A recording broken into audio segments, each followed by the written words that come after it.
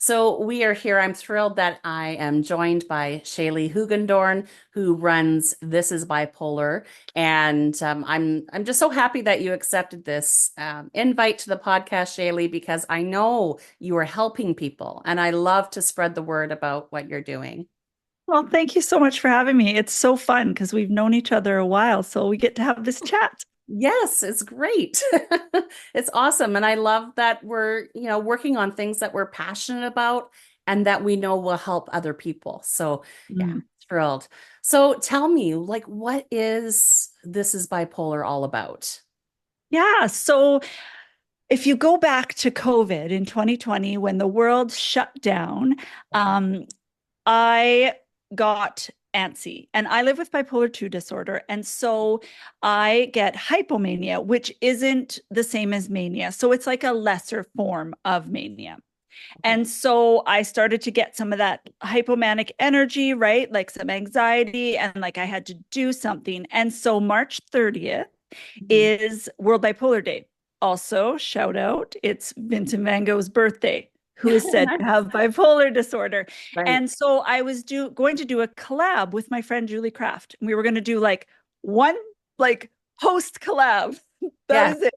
And so we got on FaceTime, and she lives with bipolar 2 disorder as well. And she had similar hypomanic energy as well. And so we got on FaceTime and we were on there for 3 hours. And by the end of it, we had a vision and plans for a show.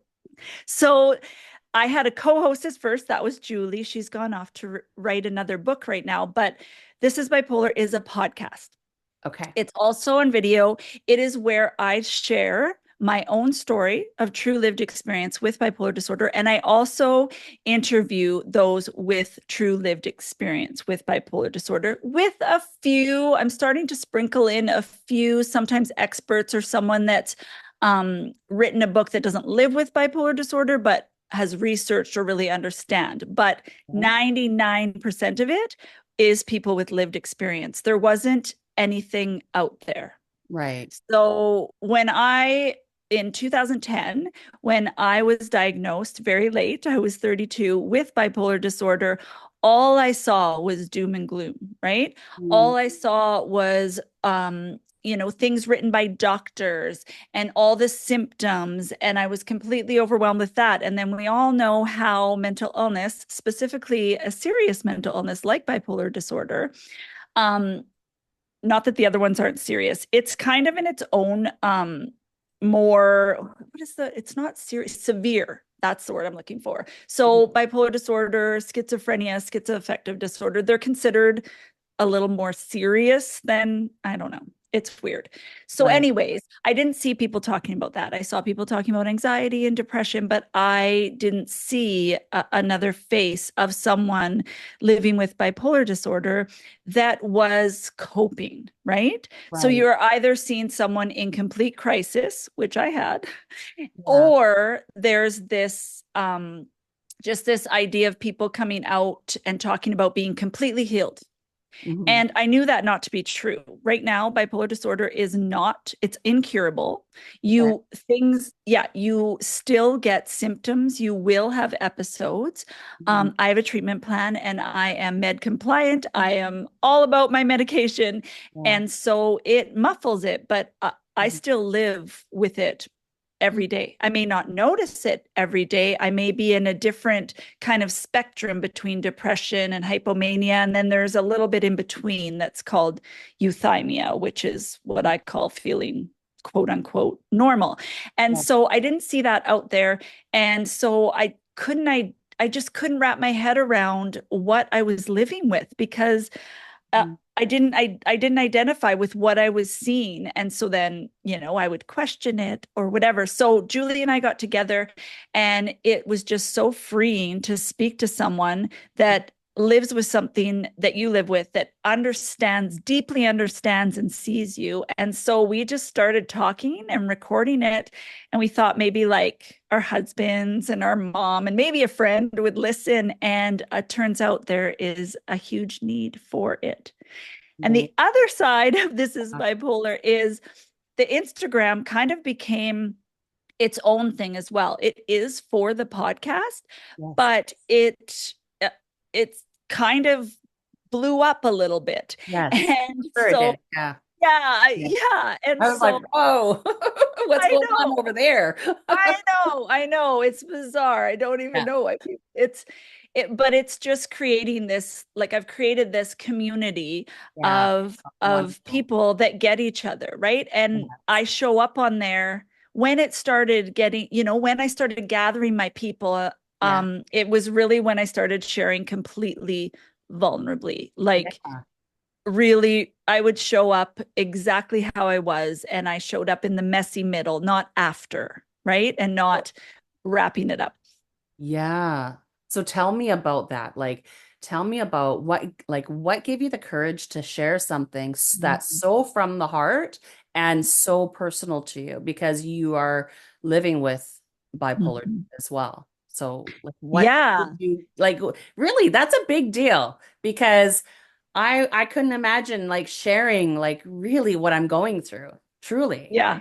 Yeah. Well, I freak out probably once a month and want to take everything down, but I keep Right? going.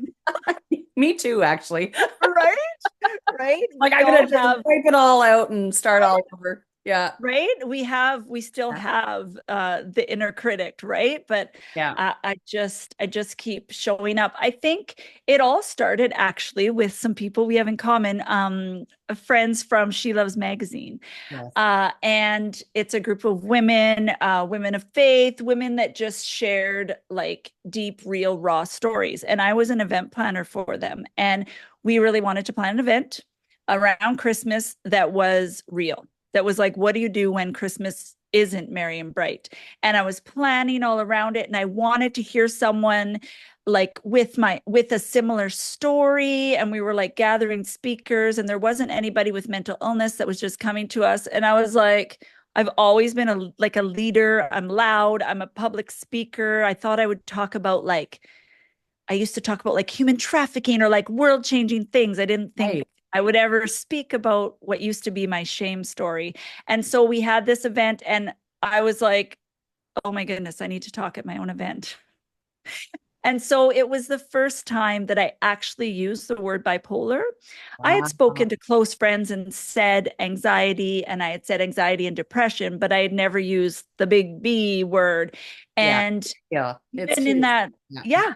Yeah. And I thought it was really, really rare, even though I knew the numbers. And even in those, I think it was 75 or 80 women, there were two women that lived with bipolar disorder that had never told anyone besides one of them their spouse and Yeah. one of them their parents. And I was just knew that that's what I was supposed to be doing. Wow. That's and it's just so huge. It really is because you're wanting to help. Obviously, the draw to help other people was so strong in your heart, and that's Mhm. why you went for it, you know? Yeah, yeah. So tell me, what is the best part about the podcast that you're running and the people that you're in community with? Yeah, yeah. It is there's so much. Yeah. Like you just said, all I wanted to do, my heart was to help people. And the surprising part of it is Mhm. that it has been more healing for me, right? Like Yeah. it isn't, I show up in these spaces and have these conversations. I think that that's the best part, having conversations and giving a platform to those that have never shared their story before. So there's a lot of authors, and there's a lot of people that, do have a big platform, but the majority do not. The majority are sharing their story for the first time. The majority of folks just needed someone to hold space for their story. So I think those conversations, and then just the people. There are the familiar people that have been showing up for 4 years, right? Commenting on the posts, collaborating, it's just really a beautiful thing. And I've recently started a peer support group. So I do it through subscriptions. Anybody that lives with a mood disorder can join. Um, you do it through Meta. I can walk you through it if you need to. But we meet on Zoom once a month and support each other face to face as peers. everybody, that's what people were asking for. I was giving them more podcast content and they loved it, but people just want to be seen and heard and validated. And if I can hold that space for even just one person, I feel like all of this is, working to something good. I would never say it's all worth it because it's a terrible illness, but it gives me some purpose within that. Mm-hmm. And so what types of content are you sharing? Like what are you sharing about specifically? Because as someone who is new to bipolar disorder, I want to Mhm. be mindful and helpful to other people. Yeah. So I'm curious more than anything, like Yeah. what did what are you sharing about on your Yeah. What am I not sharing about, Vera?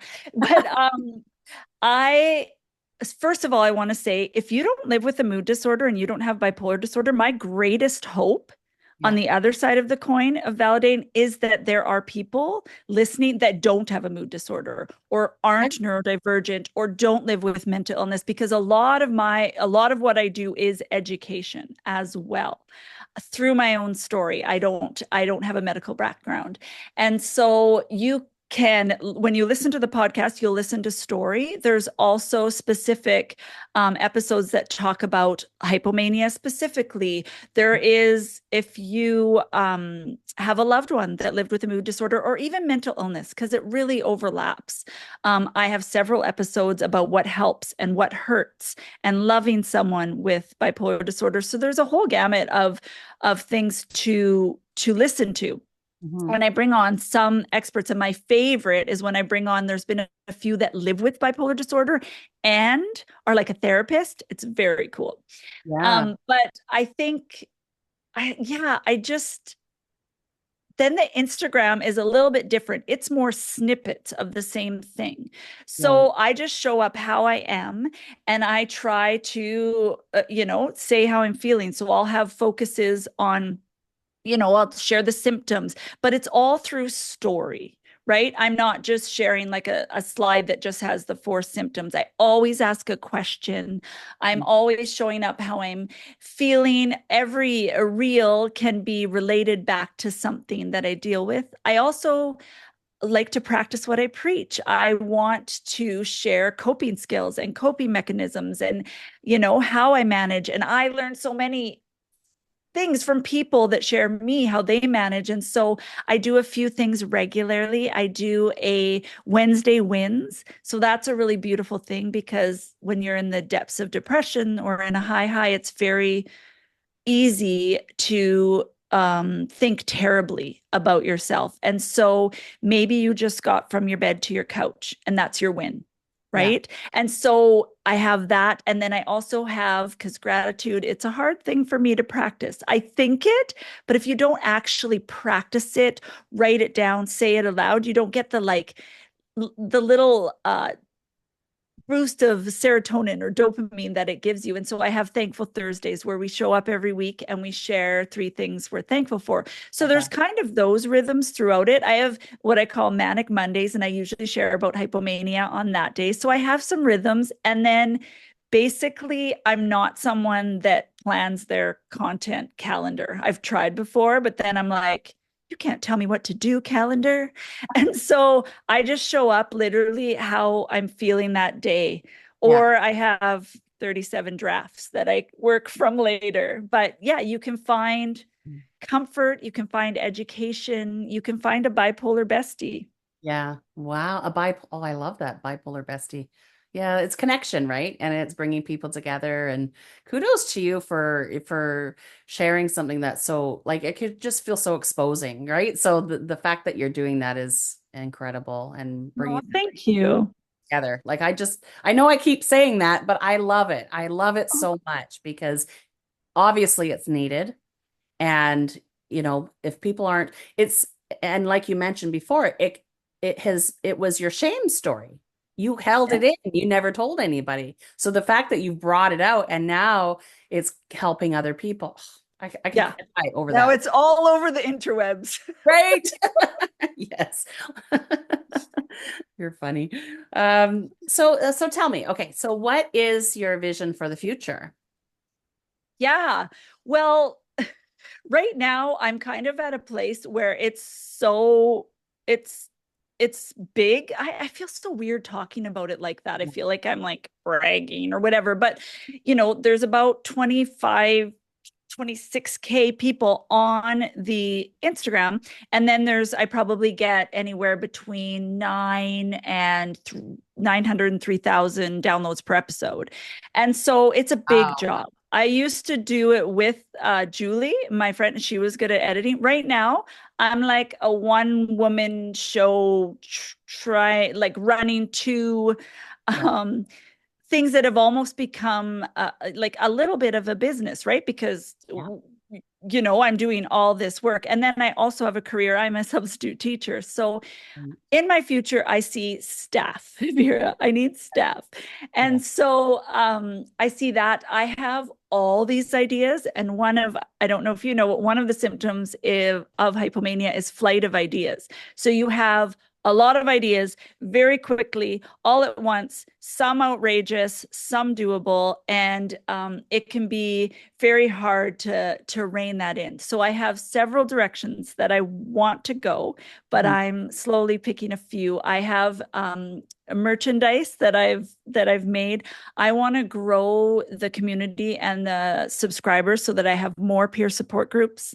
I want to host webinars, Yeah. and yeah, I just want to keep putting out things that people need. And so it depends. It just depends. I'm kind of at a crossroads right now at the amount of growth.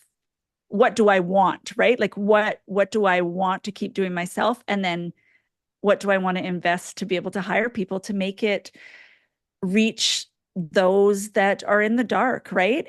To me, it isn't about numbers. It's awesome Yes. because it tells me that I'm reaching people, Mhm. but it isn't like I never wanted to be famous for living with bipolar disorder. Of course. Yeah. Yeah. And it's really weird. I've been recognized a couple times in random places, and that's the weirdest thing to me because I'm like, Yes. I'm just a big goofball weirdo. Like, I'm not, sometimes people act like content creator, I right? agree. But I'm just a gal trying to share my story. Yeah. Yeah. It's funny. That's happened to me too. I actually visited a church and someone was like, "Are you Vera?" I'm like, That's "Oh, so cool. it's weird." Yeah. Yeah, it's a very strange feeling. But Yeah. yeah, so especially when it wasn't in my normal church, right? It's like I'm off out in a completely Yeah. different city too. Yeah, I was in So Toronto and I was helping my friend. She makes jewelry, yeah, and nice. Those someone came around. you see them again? Ooh, Oh yeah, they're ceramic. Actually, we did a collab. These are semicolon earrings. Semicolon oh, is known for suicide prevention and awareness. Yeah, it means my story's not over yet. And amazing.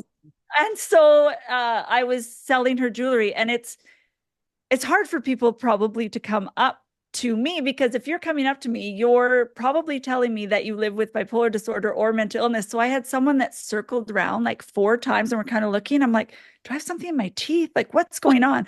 And then they waited till there was no one and they just kind of whispered, are Yeah, you so and so? I have bipolar disorder. And yeah, that made my whole life. Like, it was beautiful. yeah. Wow. So tell me, like, what would you say to someone who has something that they feel like, you feel that heart pumping and in your chest, and you got something to share about it. What would you say to someone that is wanting to do something like what you're doing and would like to Yeah. take that step? I think it would depend who I'm talking to, because if I was talking to one of my bipolar besties, I would say check in with yourself first, because as I told you, the hypomanic ideas, and if you're in mania, that some of the actual symptoms are you think you're invincible, right? Yeah, So I would be a detective, check with your friends around you about your idea, check if this actually, is in your wheelhouse, it is something that you can do. right. That's what I would say to my bipolar besties. And Yes. then if that is something that you feel you can do, start small to check it out, right? Because putting yourself on, I mean, you're talking about other things, but I'm talking specifically about putting yourself on the internet. Make sure that you're managing, right? And Mm, I think that just show up exactly who you are. There's space for everybody. yeah. Like comparison is the thief of joy, right? Like I never wanted to be known for this story. Yeah. And yet I Real. think that if I would have talked about other things, I don't think I would have made the same impact. So I think check in with your people and show up if it's about hard things in the messy middle. You don't have to have it all figured out and Right. all right and be a complete expert to be able to share your stories. People aren't into that anymore, Yeah. right? We hear No. from a million experts, especially about things with mental illness. And so, yeah, I think being really authentic in how you speak about it. I know that you're a woman of faith, and I know I've been in church circles, and I think that it's very common for folks to show up at church, and the only people that I heard about mental illness were people that were quote unquote healed. And that's actually, Got it. people Yeah. think that that's inspiring, but it's Yeah. actually really, really harmful. And that's why I've spoken in a lot of churches. Yeah. And so don't tell the whole truth, right? Mm, Like, yeah. when I'm struggling again, I sometimes feel like, oh, here I am again. Like I'm telling everybody that these are the things you do to stay well. And look, Right. I'm like right now, I'm heading into the time that sometimes I have depressive episodes, right? And I feel like here I am again. And then people remind me, and I have to remind myself, like, it is a chronic illness. It is a symptom. I would not be judging someone that had, diabetes, that was having high blood sugar, right? It is the same thing. We just don't think of it like that. Yeah, and the fact that you're offering a safe place for people to share and explore and communicate with one another, it brings such awareness. The fact that you're being Totally. really open and honest about your journey is like so like so I think very key to make it safe for other people to come out and talk Yeah. get help Because and we get already help, think it's our actually get fault, help, right? right? Yeah. Yeah, we already, when there's stories with toxic positivity, or, stories of healed, and we can manage and we can flourish 100%, but there is no cure, right? And so, yeah, like what you said, you can show up.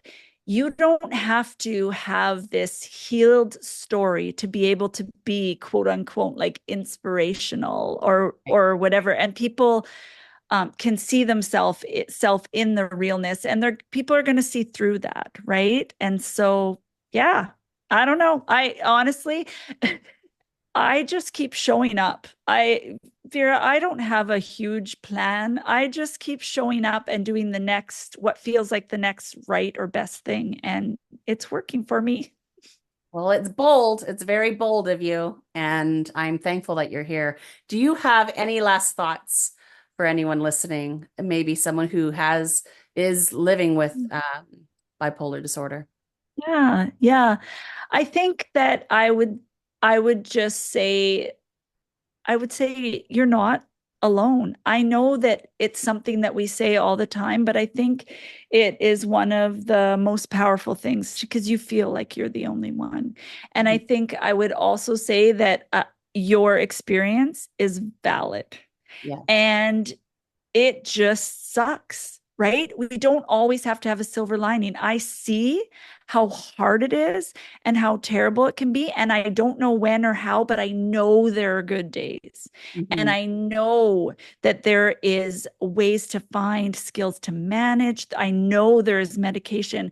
And I found it really hard to listen to people when it was that. I cannot explain to you how dark it gets and how hard it gets when literally your brain is trying to erase you. It's awful. Mhm. But if you just keep showing up, I know there are better days. I can't promise when, Yeah. and there are no miracle cures, but there are other people that experience the same thing. And I would just love to connect with your listeners, whether they have bipolar disorder or not, whether they live with another mental illness. I would love to hear from you. It takes me a while sometimes to answer, but you can find me on Instagram. It's at this.is.bipolar. And you could listen to the podcast, any support too. I can tell you, with the amount of people that live with bipolar disorder, I can guarantee you that you know one person and you Yeah. don't actually know. And so I think the biggest way to break stigma is, if I was speaking to your listeners that don't live with bipolar disorder, I would say learn about it. If you want to be a safe space for someone, if you want to be you know, a kind and loving and helping person, it's 1 in 5 that have mental illness. And I think it is hard for us to educate other people, especially when we're struggling. So I just encourage everyone to go learn something about bipolar disorder, so that when your friend or your coworker or someone you know might feel safe enough to tell you, you'll know things. Amazing. Well, I really appreciate you sharing from your heart and sharing with us today. And I'll for sure link to your Instagram so people can check it out. This is Bipolar, and they can just go directly there and check it out. So thank you so much for being here, Shaley. I really appreciate you taking the time. Yeah, thank you so much too. I love coming on podcasts that aren't specifically about mental health and mental illness, because it gives me so much hope in breaking stigma. So thank you. Amazing.